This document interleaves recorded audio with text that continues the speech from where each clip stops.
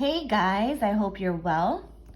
Today we are going to be reading word problems and then analyzing them to help us identify the independent and dependent variables.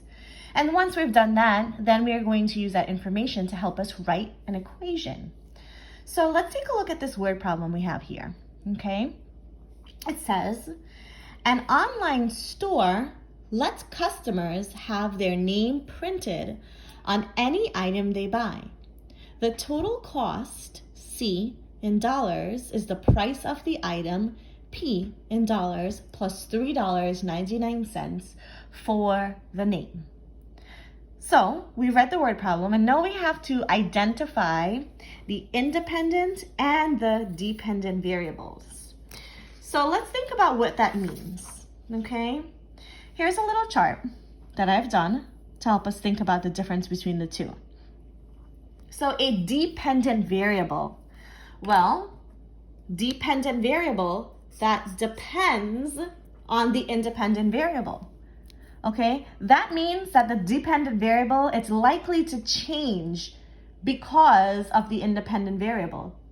So the dependent variable is going to change depending on what's happening with the independent variable. It depends on that variable. Okay, also when you're graphing it, it's going to be on the y-axis. We don't have to worry about that today, but that's just some information to keep in the back of your mind. So on the other hand, that means the independent variable, that variable is going to influence the changes. That variable is going to have an impact. It's going to have an effect. And when you're graphing it, it's going to be on the x-axis. So again, just to go over it, a dependent variable, that depends on what's going on with the other variable. Independent variable, that influences the changes. It's the one that's going to have the impact on the other variable. Okay, so let's think about it now. Back to our word problem. We have a couple things going on here. We have the total cost in dollars, that's one variable. The total cost, which is C, okay?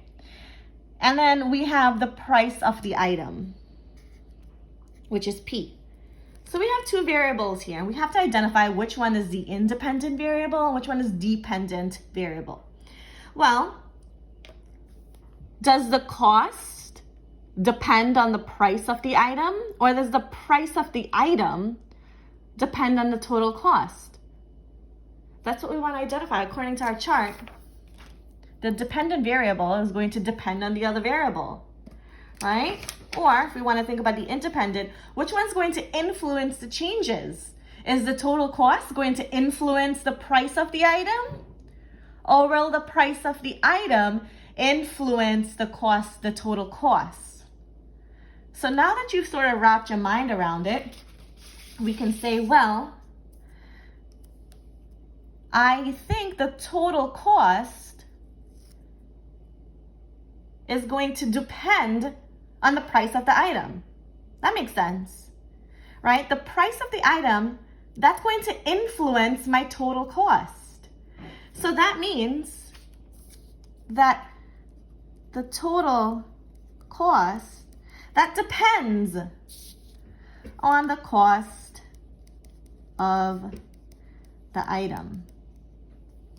So going back to break it down, the price of the item, that influences the changes. So if that influences, that means this is my independent variable here. And my total cost, well, that was my dependent variable. The total cost depended on the price of the item. So my dependent variable, it's C. And my independent variable, that's P. So now I can use this information to write my equation.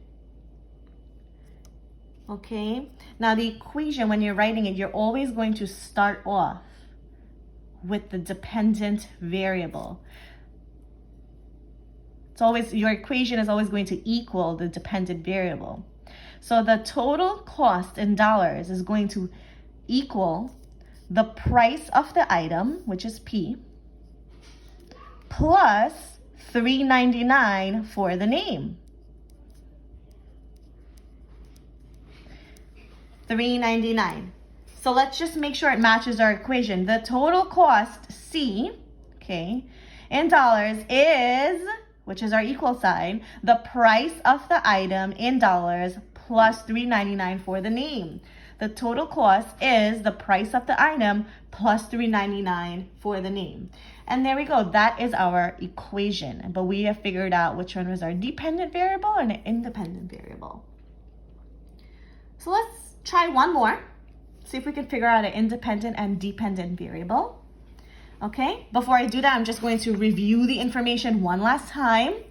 Dependent variable that depends on the independent variable is the one likely to change. And independent, that's the one that's going to influence the other. It's going to have the impact.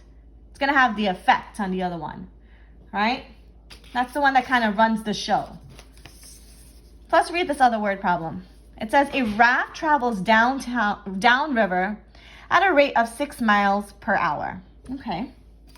The total distance, D, in miles, that the raft travels is equal to the rate times the number of hours. Okay, it's quite a bit of information going on, but the first thing I'm going to identify here is my two variables. So I have D, right, which is the total distance, and then I have H, which is the number of hours. Okay, before I move on, I want to identify, all right, which one's dependent, which one's independent. So I'm going to ask myself, all right, which of these depends on the other? Or which of these influences the other? Which one has an impact? So let's see. I'm going to try to identify my independent variable first. So I'm going to try to think about which one has an effect or an impact, which one influences. Well, does my total distance, will that influence the number of hours? No. What about if I was to think about the number of hours, depending on how many hours I have, will that influence my total distance? Yes. Yes, that will change my total distance. It will have an effect on my total distance, the number of hours. So this guy over here, the number of hours, this one's kind of running the show. So I know that H is my independent variable. He runs the show. He's going to determine my total distance. He influences everything. So that means D, the total distance, is going to be the dependent variable. He depends on the independent variable. Okay, so that was pretty simple to figure out. So I can start plotting these in. My dependent variable is D. And my independent variable, the one that's independent, is H. So now I have to come up with an equation here. So I'm going to go back and figure out all the clues. It says the total distance, D in miles, that the raft travels is equal to the rate times the number of hours, H. So remember what I said. It's always going to be your dependent variable is equal to. So the total distance in miles that the raft travel is equal to the rate, okay, rate times, which is multiplication, the number of hours. All right, so I'm pulling information right out of that word problem. So I have D is equal to, I don't know what the rate is, but guess what? It's right here, rate of 6 miles. All of the information I need is in the problem. 6 times H. So I can write 6H because I know when I write an equation, 6H also means 6 multiplied by H. And that would be the equation that I can use to solve this with a dependent and an independent variable. So I hope this has helped you. Okay, I'm going to post this chart on Dojo for today. Try out your problems, identify your dependent variable, your independent variable, and write your equation. Remember, your equation is going to start with your dependent variable. Dependent variable equals, and the rest. That's how it's always going to work out. All right, that's where you're gonna start. So I hope this was helpful. Try out your word problems. You can do this. Talk to you soon. Bye.